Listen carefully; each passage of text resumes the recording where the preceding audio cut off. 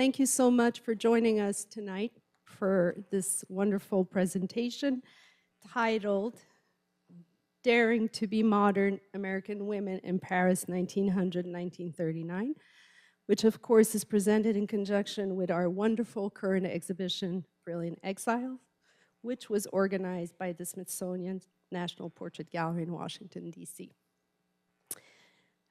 It really is a treat to have with us Dr. Robin Asleson, the curator of the exhibition, that I had the pleasure to meet last year in Washington. I think it was last year. It's a blur. And I just want to say how it's been a huge success here with our audience, and it's no surprise, and thank you so much for being here. Dr. Asleson is curator of prints and drawings at the Smithsonian National Portrait Gallery. She has a very extensive and impressive resume, as you can imagine, so I'll try to be brief, but it's hard.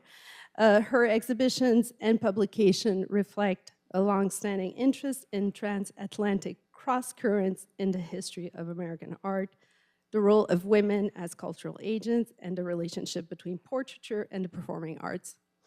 Her exhibition projects at the Portrait Gallery, in addition to the wonderful Brilliant Exile, include the team-curated Kinship and Portraits of the World, a series of spotlight exhibitions featuring individual portraits on loan from international museums, placed in conversation with works from the Portrait Gallery collection.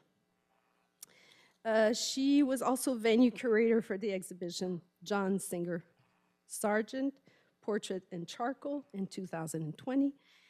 And she's not stopping, and you'll be pleased to know she's currently developing an exhibition of 19th century American theatrical portraits called Staging America, Theater and National Identity, 1812-1912. Great title, by the way, for 2027. Prior to joining the National Portrait Gallery, Dr. Asleson specialized in British art. In 2016, she co-organized the exhibition, The Lost Symphony, Whistler and the Perfection of Art at the Smithsonian's Freer Sackler Gallery.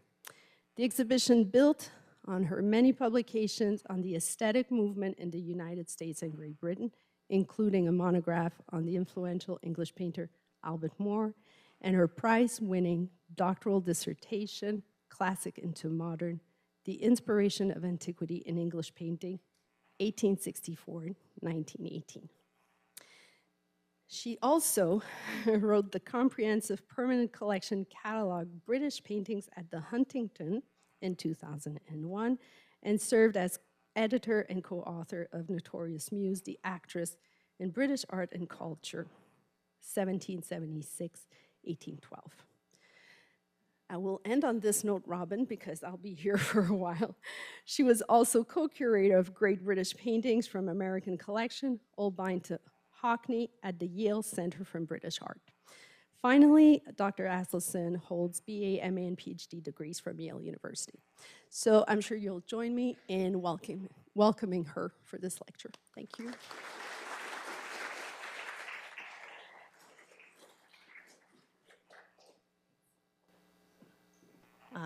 Thank you all for being here, and thank you, Nelda, and everyone who I've met today. You've all been so terrific. I feel really at home here, and I'm just so grateful for the opportunity to speak to you.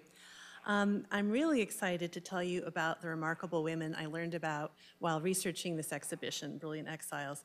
I could very easily talk about each one of them tonight. I always say each one could be a novel. Their lives are so extraordinary, but I'm going to try to keep us to time, and I'll just limit my discussion to a handful of women. So this exhibition really grew out of my interest in one of the most romanticized episodes in American history, which is the so-called lost generation of American modernists who led a bohemian existence in Paris during the 1920s. There are a whole slew of literary biographies and nostalgic memoirs that have enshrined the popular stereotype of a group of hard-drinking, fast-living, disillusioned white male writers and artists, people like Ernest Hemingway and F. Scott Fitzgerald, who were drawn to Paris by the favorable exchange rate of the dollar against the franc, and who were excited about the lack of prohibition laws, and who spent the 1920s hanging around in cafes being geniuses together, as one of them, Robert McGalman, put it. So that narrative, let's see if I get the right slide. There we go. That narrative has really prioritized men and valorized their experiences, and just with the exception of a couple of, or a few token figures, American women have been left out of that story, and their experiences have really been kind of minimized.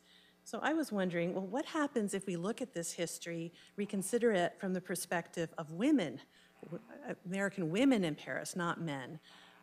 Perhaps not surprisingly, a very different picture emerges. And it's a picture so rich and compelling that I feel like it deserves to be better known, and that's why I wanted to do this exhibition. The American women who went to Paris, the ones who are featured in Brilliant Exiles, did not go as a lark. They went because it was a necessity. They sought transformative experiences that were unavailable to them in the United States at that time. And in the process, they not only transformed their own lives, they also shifted the cultural landscape of Paris itself. And so as the exhibition shows, the history of these brilliant exiles is not limited to the interwar period of the 1920s, as it is with this Lost Generation group, but it begins at the dawn of the 20th century and it continues until the outbreak of World War II.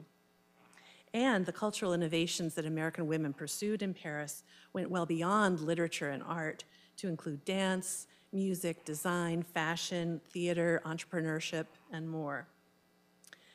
The women featured in Brilliant Exiles also did not consider themselves a lost generation. In Paris, they really found themselves. They were free from so many constrictions that bound them in the United States, but they were also free from the constrictions that bound French women in Paris. They were kind of under the radar, neither one or the other, and they used this unprecedented freedom and autonomy to reinvent themselves. Isadora Duncan led the way. She was raised in poverty in a single-parent household in Oakland, California, and initially earned money for her family by teaching dance lessons to other children before going on the stage. These are two photographs from her 1927 autobiography. You see her at the age of 20. She's dressed in a homemade costume, and she's adopting poses not too dissimilar from traditional ballet. But then Duncan got to Paris in 1900. She made her way to the Louvre Museum, and there she studied Greek vase paintings and sculptures of figures in motion. These works justified Duncan in making a virtue of necessity by forgoing the costly accoutrements of ballet, such as corsets and tutus and point shoes. And instead, she abandoned all of that, and she danced barefoot in minimal clothing, as she had seen in these ancient works of art. She also abandoned ballet's regimented body postures and developed her own expressive movements. Her intention, she said, was to dance the freedom of women and to embody through her movements a total release from artificial constraints. Her quest to liberate women's bodies went beyond dance and, remarkably for that time period, included a commitment to sexual and reproductive freedom. Those ideas were hardly the norm at that time. This radical approach to free-form movement laid the groundwork for what we now know as modern dance, and not just in France and the United States, but across the globe. Duncan's rejection of established rules also made her a role model for visual artists who were throwing off the conventions of traditional art. Many of them also, in addition to emulating her freedom, tried to represent what it was like to see her perform through their works of art. And these watercolors in the exhibition were made by Abraham Walkowitz, another American in Paris. They're just 3 of some 5,000 watercolors and drawings that he made of Duncan, obsessively re-experiencing what it was like to see her move through the kind of muscle memory of his drawing hand. Her freedom of movement can also be seen in some of the sculptures that Augusta Savage produced in Paris, such as Terpsichore at Rest on the left, and La Citadelle Liberty, which is in the Brilliant Exiles exhibition. So there are no extant films of Duncan dancing, which is a shame because she was performing at the same time that film was being developed. And really the only way we get a real sense of what it was like to see her perform is through these works of art in which artists are trying to tell you, try to show you or make you feel what it was like to see her in movement, which would have seemed radically free for a woman at that time. But Duncan's legacy also lives on through the dancers who succeeded her. First, through the schools for children, whom she personally trained. They were known as the Isadorables, which is pretty adorable in itself. And then through the generations of students that they taught, surviving into the present day with dance troupes founded on Duncan's technique and philosophy, such as the Word Dance Theater in Washington, D.C., which was one of 2 Duncan-inspired dance companies that composed original choreography in response to this exhibition, Brilliant Exiles. Duncan's body-revealing costumes and freedom of movement also inspired Sergei Diaghilev's avant-garde Russian dance company, the Ballet Russe, which debuted in Paris in 1909. And then the Ballet Russe, in turn, inspired American women who fell in love with the sumptuous, immersive Orientalist fantasies that they witnessed in Paris with the ballet. Among them was Gertrude Vanderbilt Whitney, who commissioned her own costume from the company's chief designer, which she wears in the monumental portrait that's on the left, that's in Brilliant Exiles, and she wore it in several other portraits, such as those you see here by John Singer Sargent and Adolphe de Meyer. She loved this outfit. So what would happen is she would be giving a dinner party or be attending a party and would disappear for a minute and come back out in this outfit and would perform some kind of dance. She was known as a very talented amateur dancer specializing in what was called Eastern dances. These are from India, China, Persia, and it was very popular among upper-class women in America at the time. And I think it was a kind of, we today look at this as a kind of cultural appropriation, very inappropriate. But for those women, I think it was highly liberating. You can think of wearing, if these women are used to wearing corsets, being very tightly tailored, very constrained by their clothing, and this kind of outfit she's wearing here with a bell-shaped tunic, the loose harem pants, enabled her to move her legs and hips in a way, especially in a very sensuous way, that women of her class and her time really didn't usually move. So I think exploring this form of dance was a really liberating way for them to experience their bodies. Now, the portrait on the left is part of a whole series that was painted by her friend Howard Gardner Cushing, a childhood friend of hers, who decorated her entire studio on Long Island in New York with these exotic fantasy paintings.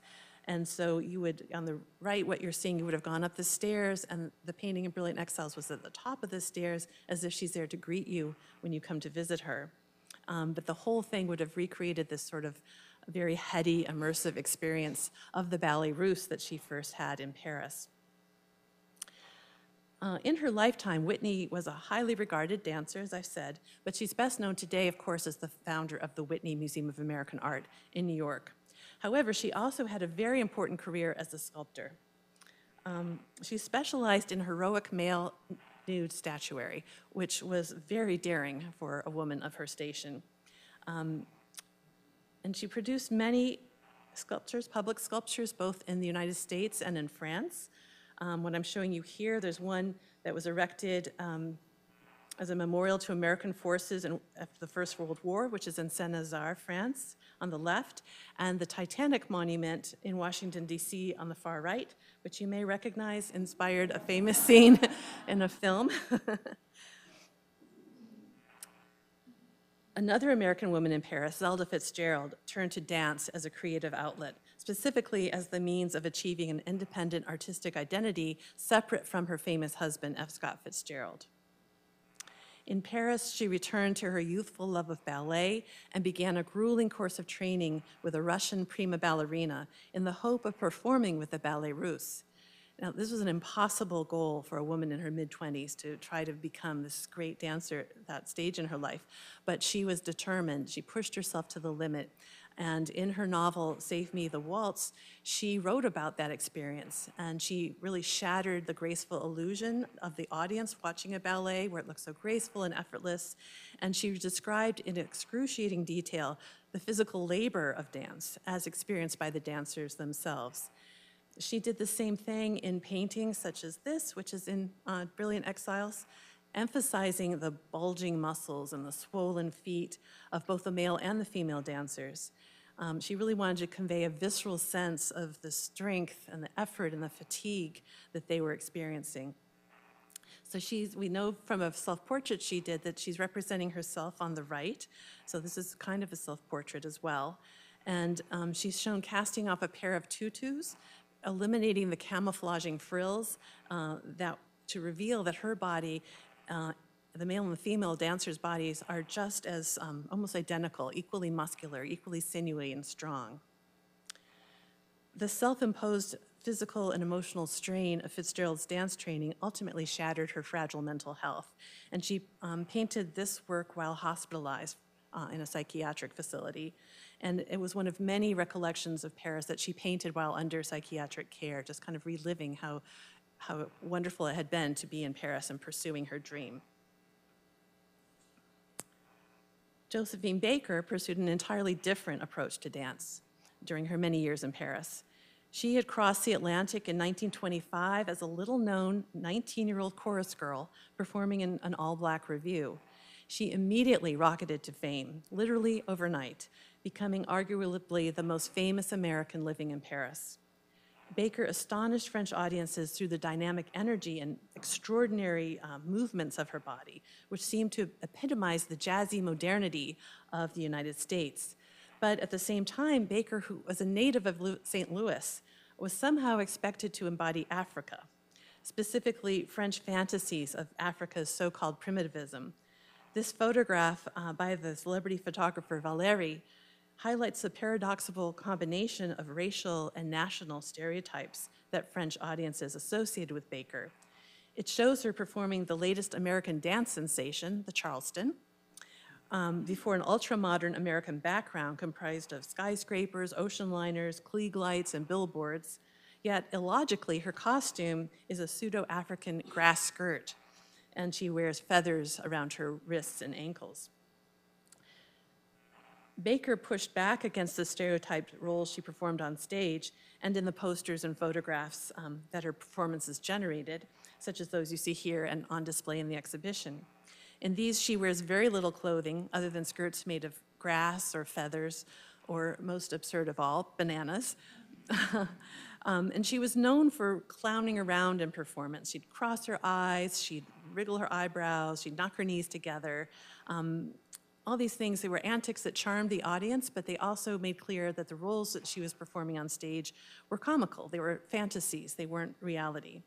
And then off stage, she made a point of dressing in couture clothing and modeling for high fashion magazines.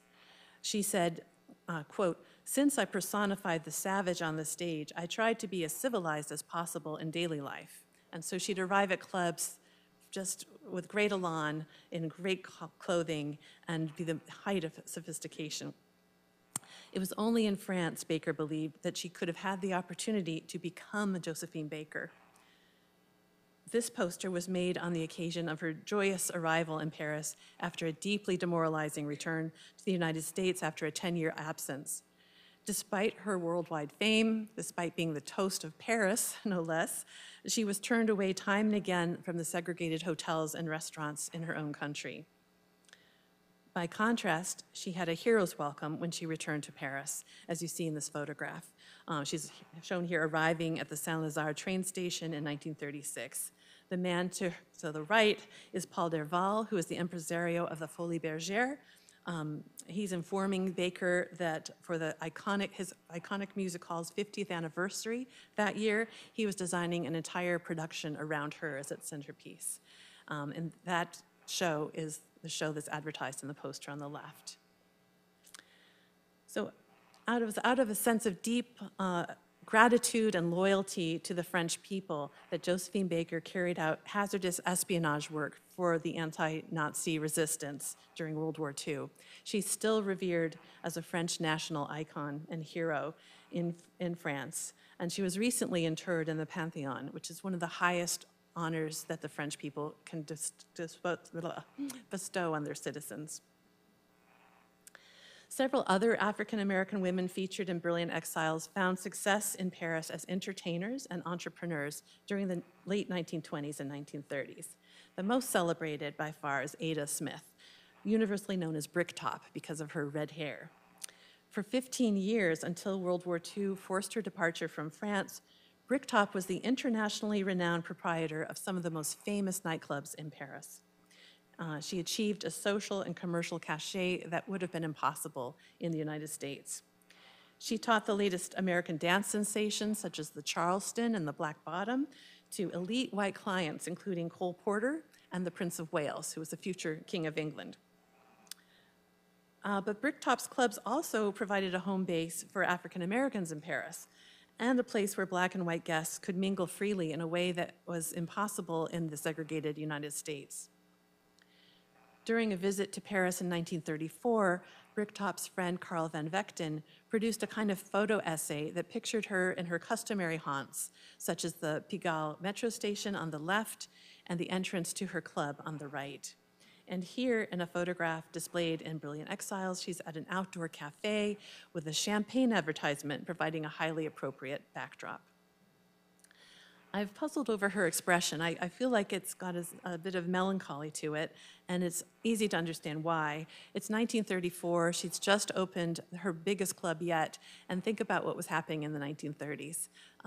There's a stock market crash, prohibition was repealed, and her clientele was evaporating, and she realized she had made a terrible mistake and that the party was almost over for her.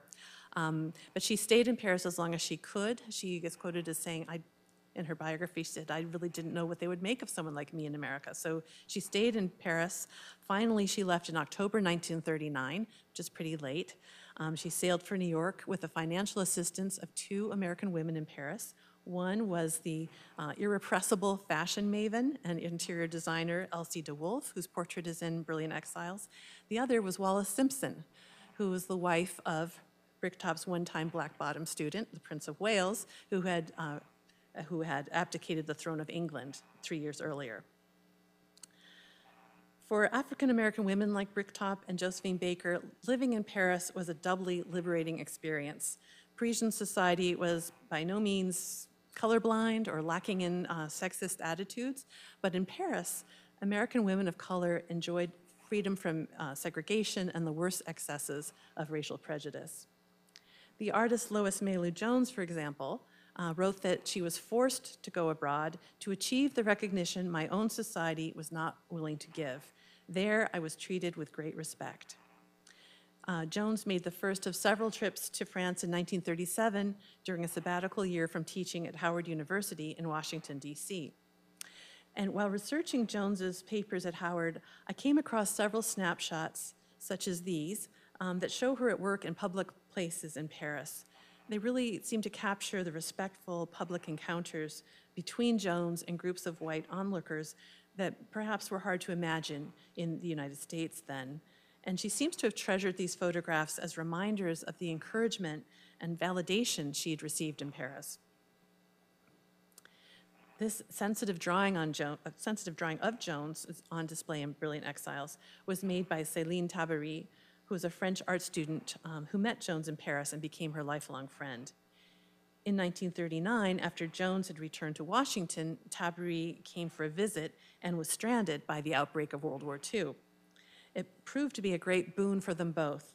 Together, Jones and Tabary established the Little Paris Studio for African American civil servants and school teachers in Washington. And Jones also helped Tabary get a job at Howard University, where she taught for several years. And Jones entrusted her French friend with delivering her paintings to art competitions that would have rejected them had they known the artist was Black. In Washington, Jones and Tabary met and became close friends with Lillian Avanti, the first African American to perform professionally with the great opera companies of Europe. Racial prejudice in the United States had really thwarted Avanti's career aspirations at home. So in 1924, she made the bold decision to leave her husband and young son and journey to Paris. And she devoted the next several years to training and performing abroad. When Avanti met Jones in 1939, both women were pining for France. Together with Tabary, they formed a closely knit trio. They called themselves the Three Musketeers. And they would get together and speak French, cook French dishes, and reminisce about the country they loved. In 1940, Jones and Tabary worked side by side while painting Avanti, dressed in the lace mantilla and crimson velvet bolero jacket that she wore as Rosina in the opera The Barber of Seville. Jones's painting is in Brilliant Exiles, but Tabary's is lost. However, we can catch a glimpse of it in this newspaper illustration from 1940, which shows the two artists working alongside one another, which is a habit they had developed in Paris and continued for many years. In contrast to the warm friendships that resulted from Lois Mailou Jones's time in Paris, Nancy Elizabeth Prophet had a far more solitary experience in the city. And this is a reminder that the history of American women in Paris is by no means monolithic. They all were different, and that's what makes it so interesting. Prophet endured 12 years of extreme poverty in Paris while pursuing physically demanding stone and wood carving as a sculptor.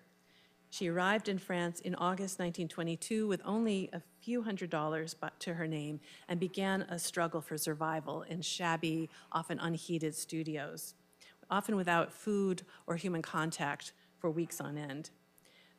And you can see the diary she kept in Paris. It's actually online, and it describes the harrowing conditions in which she lived, as well as her resolve to fulfill her creative potential no matter the cost.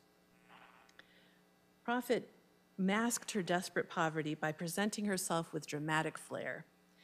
On meeting her in Paris, the poet Countee Cullen was impressed by the way she swept into the studio, he said, with an éclat that I have not seen equaled elsewhere, in a flowing black cape and a broad black hat. And we get a kind of a sense of that from a photograph that's on display in Brilliant Exiles, a hint of that flamboyance that so impressed Countee Cullen. It shows her in this outlandishly oversized pilgrim hat. Never seen anything quite like that before, with this double strand of beads worn over a coat that's crisscrossed up to her neck. Very striking. And yet, at the same time, her tentative facial expression hints at the vulnerable woman, I think, behind that dramatic facade. And if any fashion people have ever seen a hat like that, I'd love to know about it. I just can't figure out where that came from. Now, fewer than a dozen of Prophet's sculptures survive today. They're relatively small works in wood, stone, or bronze. However, photographs provide a fuller picture of the extent of her work in Paris, which included several large-scale sculptures that were too expensive to ship back to the United States when she returned in 1934, and they've just vanished. We don't know where they are.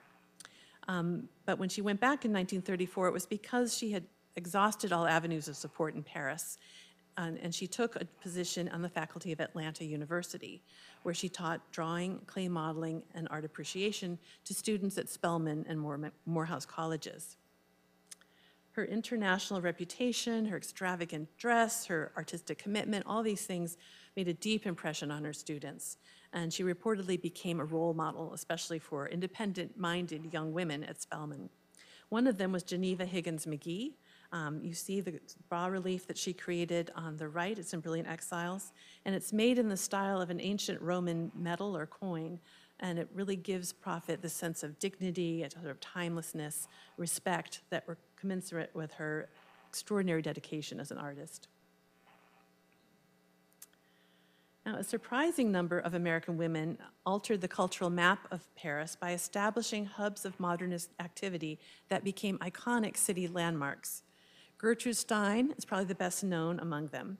From the point of view of portraiture, she's fascinating because she was so highly self-conscious about her self-presentation and reinvention. This photograph is by the expatriate American photographer Man Ray. It's in Brilliant Exiles, and it shows Stein trying on a new look. She had just lopped off her very long hair into this radically short, cropped hairstyle. And she's also, like a lot of other women in her circle, she's experimenting with a kind of androgynous look. So she has this very mannish haircut with dark red lipstick. So she's kind of mixing it up a bit. What I find so fascinating is she seems to have tried this look out for this one photograph and never repeated it. So she's really thinking about how she's being seen by the public. Man Ray was just one in a crowd of artists clamoring to make Stein's portrait, and it's easy to understand why. She arrived in Paris in 1903 and achieved a position of unique authority within the avant-garde by taking a chance on up-and-coming artists before they were really discovered by the mainstream. People, obscure young artists like Pablo Picasso and Henri Matisse, that people really didn't know what to make of their work. It was too abstract and incomprehensible. But it was also quite affordable because of that reason. And so Stein and her family were able to use a relatively modest amount of money to assemble a large collection of art that then became extremely valuable thanks to their intervention. The weekly salons that Stein hosted in her art-filled studio attracted curious visitors from around the world. One of her biographers described her as operating, as he called, an entirely new form of institution, a ministry of propaganda for modern art. And most people came really to laugh at the strange paintings on the wall, and they walked away convinced after Stein had explained her way of thinking. She was so sure of herself and her ability to spot fellow geniuses, as she said. And between her strong will and her personality and her conviction, she had little trouble persuading her visitors to agree with her about art. Not so much about her experimental writing. It was said she used words in the same abstract way that Picasso used paint, and it was very difficult for most people to understand what she was getting at. One of Stein's many portraitists was the sculptor Joe Davidson. He made this beautiful study of his head, which is in Brilliant Exiles. But he said, to do a head of Gertrude was not enough. There was so much more to her than that. And he continued and made an entire life-size sculpture of her sitting in this very characteristic style with her widely splayed knees, hunching over, not exactly a ladylike posture. It was considered rather vulgar and unladylike at the time, but Stein delighted in breaking the rules. And one of the ways in which she did that was through her romantic relationship with Alice B. Toklas, which began in 1907 and lasted 39 years until Stein's death. It was a marriage in all but law. Now, in company, Toklas was notably quiet and reticent in comparison with Stein. You may notice that in the watercolor on the left, for example, she has no mouth. This is a work by their protege, Pavel Chilichev, and I'm not sure if he left it out or just thought she never speaks, so we don't need to represent one. And then another close friend, Francis Cyril Rose, on the right, also portrays Toklas in a subordinate role in relation to Stein. So Toklas is shown engaging in the traditionally feminine craft of needlework, while Stein is shown in the stereotypically masculine role as a thinker and a writer, seated at her desk with a pen in one hand and her fingers drawing attention to her active mind. But contrary to that public persona of these two women, Toklas was really the driving force behind Stein's career. She was not only her partner's editor, proofreader, typist, muse, gatekeeper, but she also arranged for all the flowers and the decor and the clothing that impressed visitors to Stein's salon. So as one art historian, Wanda Korn, has said, it took two of them to make one of them famous. I think that's about right. Under the influence of Gertrude Stein, other American women in Paris took a risk on collecting experimental artworks that more established collectors were really leery of and didn't want to take a chance on. Two of these pioneering collectors, Catherine Dreyer on the left and Emily Crane Chadbourne on the right, are included in Brilliant Exiles. So as her portraitist, Dreyer chose another American woman in Paris, Anne Goldthwaite, and her Goldthwaite's self-portrait is also on display in Brilliant Exiles. Chadbourne made a far more provocative decision when she chose Tsuguharu Fujita, who was a young painter who was raising eyebrows in Paris at the time with his paintings of reclining female nudes. So for a woman, especially a woman like Emily Crane Chadbourne, who's known as being very shy and reticent to picture herself as a reclining figure, not nude, but by an artist known for that, it was quite a surprising choice. As early adopters of modernism, these and other trailblazing American women really propelled art into the future. And many of the artworks that they dared to take a chance on are now enshrined in American museums, thanks to them. American women in Paris also pursued new directions in literature. Writers such as Kay Boyle on the left pushed back against bias and probed topics such as gender, identity, and sexuality from a candid female perspective. These are themes that her portraitist George Platt Lynes may be hinting at through the semi-nude needle-pointed figures that decorate the chair she leans on. The writer Jessie Redmond Fawcett, on the right, drew the plots of her novels and short stories from her experiences as a Black woman in France, as well as those of other people she knew, such as her friend and portraitist Laura Wheeler Waring and the sculptor Augustus Savage, whose work I mentioned earlier. At the center of literary modernism in Paris was Sylvia Beach, the daughter of a Princeton, New Jersey minister. Beach volunteered in France during World War I and yearned to continue meaningful work through an independent career after the war. With a bit of money from her mother, she established one of the most important hubs of literary modernism in Europe, Shakespeare and Company, an English language bookshop and lending library that became an incubator for progressive literature. From 1919 until the German occupation of Paris in 1941, Beach was the city's go-to source for English language avant-garde poetry, banned books, and experimental magazines. A network of American, British, and European writers gathered around her, and she devoted herself to facilitating cross-cultural exchange and innovation among her circle through readings, exhibitions, introductions, and book recommendations. Shakespeare and Company's archives are now housed in Princeton University Library, and it's a total treasure trove. A lot of interesting work is being done about them. Among other things, you can see the books that various people checked out or borrowed. For example, the first book Gertrude Stein checked out was about P.T. Barnum, which seems rather appropriate, I think. And Ernest Hemingway, not surprisingly, had a penchant for adventurous travel literature. In 1922, Sylvia Beach became a legend in modernist circles by publishing James Joyce's controversial novel, Ulysses, at her own personal expense and in defiance of US and British censors. Just a few months earlier, two other American women, Jane Heap, whose portrait on the left is in Brilliant Exile, or on the right, no, left, sorry, is in Brilliant Exiles, and her partner, Margaret Anderson, had both been prosecuted for distributing pornography when they serialized Ulysses in the United States. After that, no publisher would risk touching the book. But Sylvia Beach believed in its importance, so much so that she personally funded its publication and allowed Joyce to continue making changes as the book was being typeset. This is a ruinously expensive thing to do. It bankrupted her, but it allowed a pioneering work of modern literature to emerge exactly as its author wanted it to be. In Paris, Beach also found the freedom to lead a more authentic personal life. She began a long relationship with a French woman, Adrienne Monnier, whose French language bookshop was a sister institution to Shakespeare and Company. Monnier's brother-in-law, Paul-Émile Bécat, painted this portrait of Beach, dressed in her customary masculine style, a brown velvet jacket, a white oversized collar, and a floppy red and green and yellow tie. But what really strikes me is the way she's posing. She's not just looking at us, she's turning in her chair to confront us and looking over her shoulder with this very kind of side-eye, appraising gaze. This is a really powerful way of a woman presenting herself. And I find in a lot of these portraits, one of the ways that these unorthodox women pushed the conventions of portraiture in a new direction was through their tendency to fix us with a firm, direct gaze.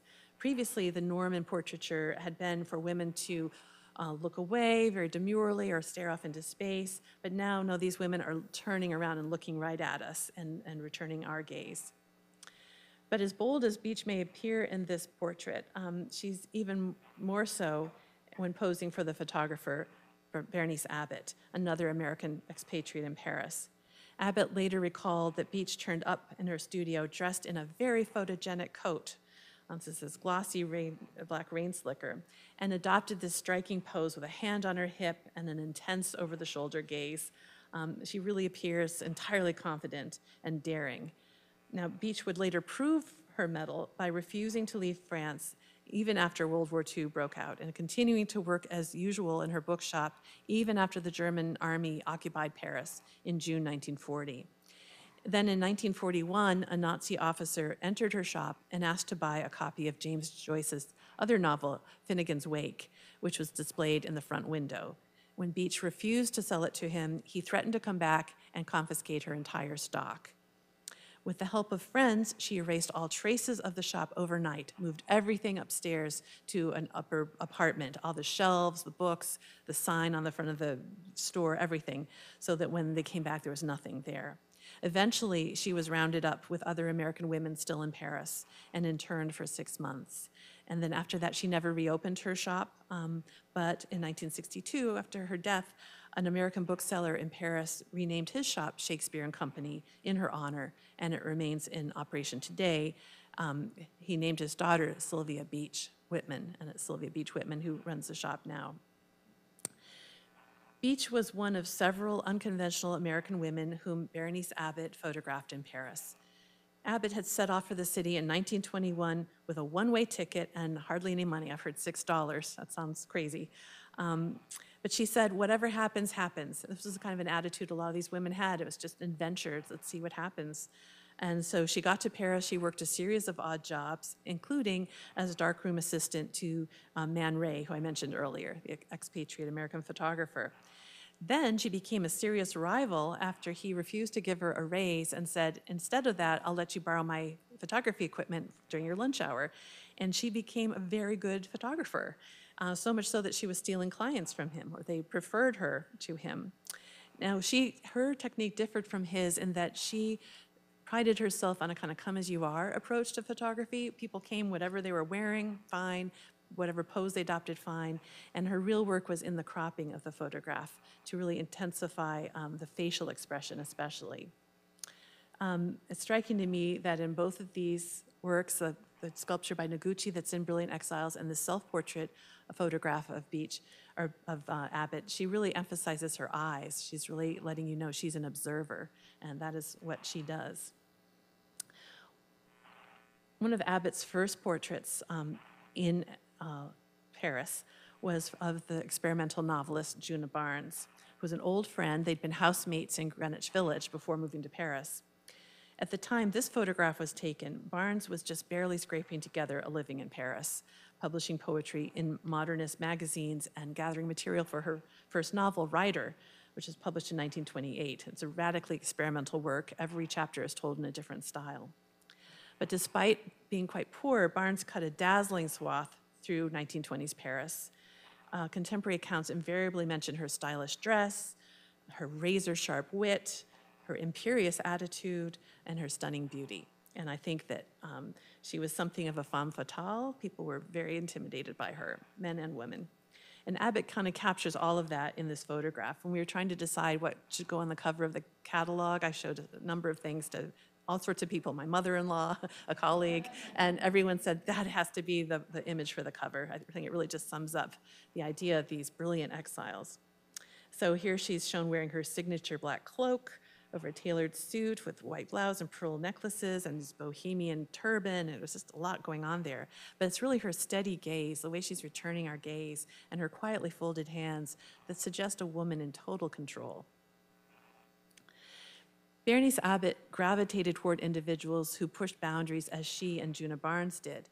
Then after she returned to New York in 1921, she had trouble finding portrait subjects as interesting as those she'd encountered in Paris.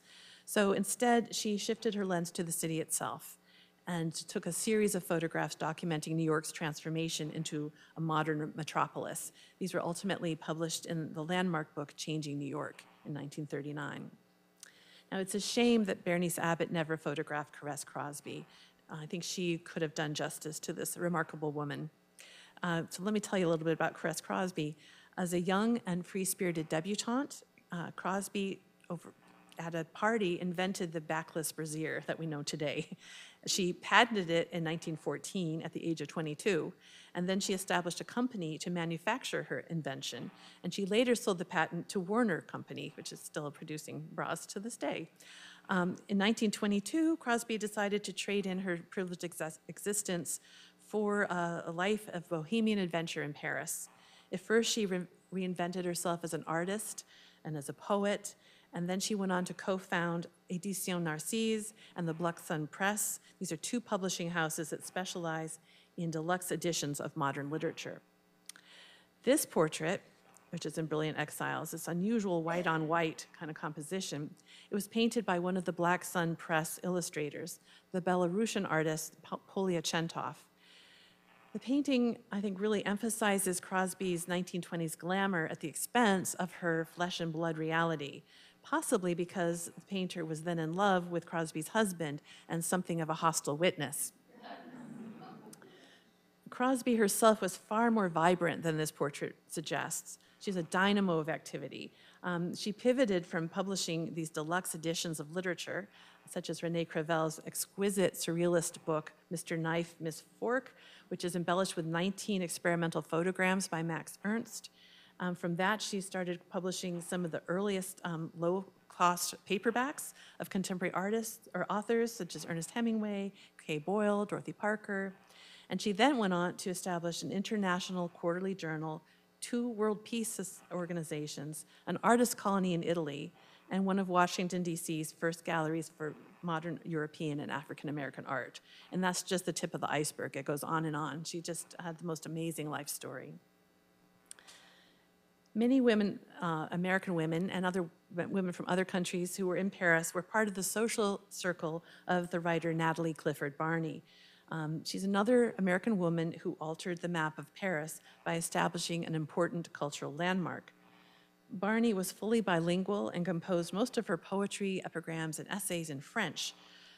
But she was mostly inspired by the ancient Greek poet Sappho and very open about her lesbian identity at a time when people hardly knew what that meant. She devoted her life to cultivating communities of women, especially women who loved women. In 1906, Barney wrote and staged a dramatic retelling of Sappho's legend in her garden outside of Paris, collaborating with some of the most famous actresses in Paris.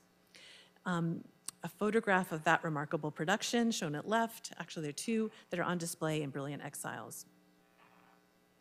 For 60 years, from 1909 until 1969, Barney convened weekly salons at her home, located just a stone's throw away from Gertrude Stein's salon. And you can see Barney's house in the background of this portrait by her longtime partner, Romaine Brooks.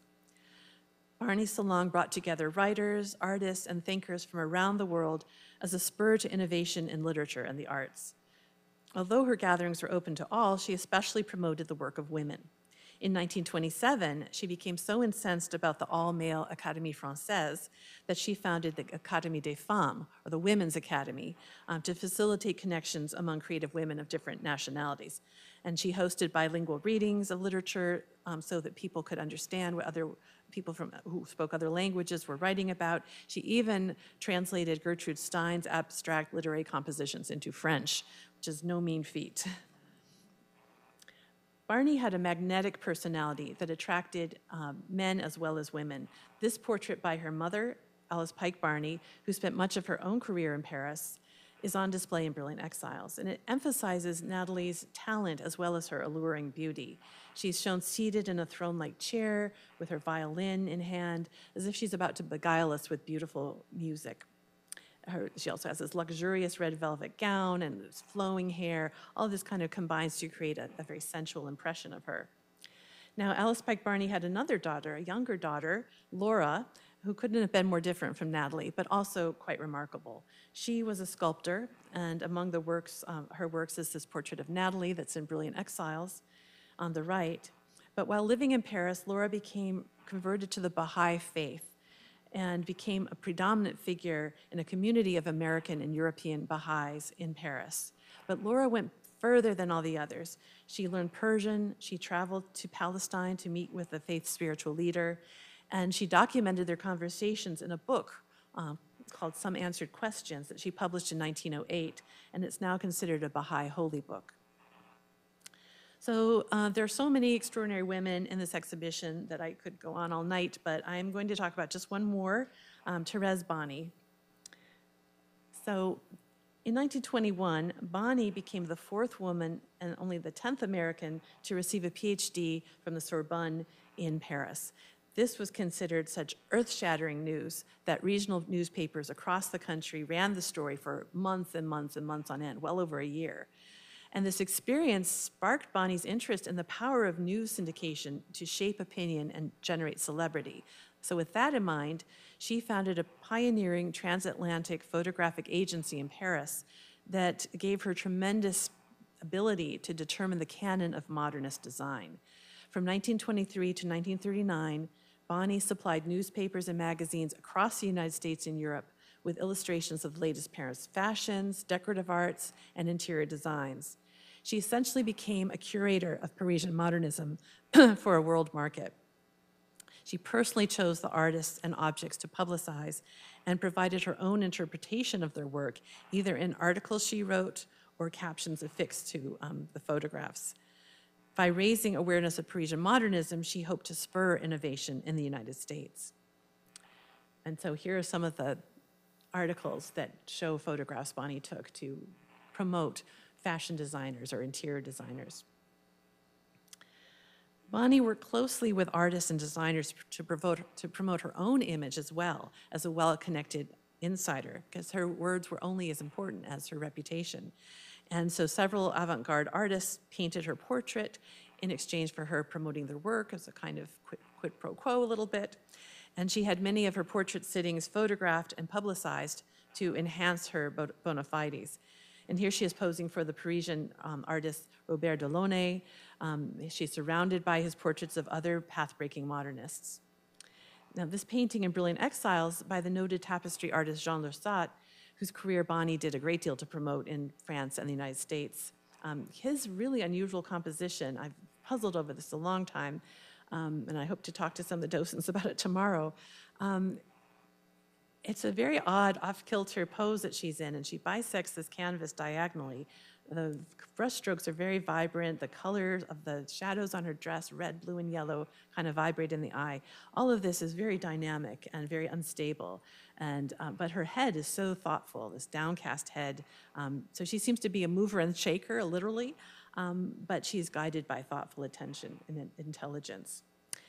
Now, World War II dramatically altered Bonnie's role as a conduit, bringing European news to the American public.